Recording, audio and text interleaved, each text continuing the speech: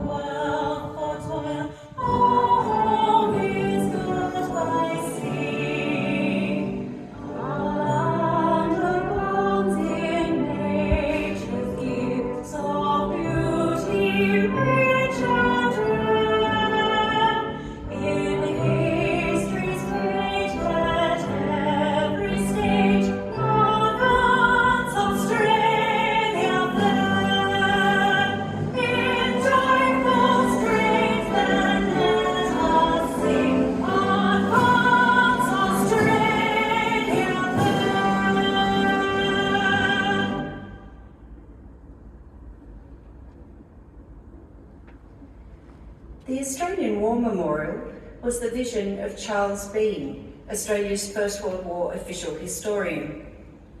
Bean landed with the Australian troops on Gallipoli and stayed with them at the front through to the end of the war.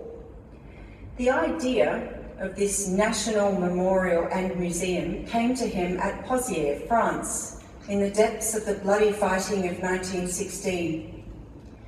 Bean's idea was that this would be a place where family and friends could mourn loved ones buried in faraway places.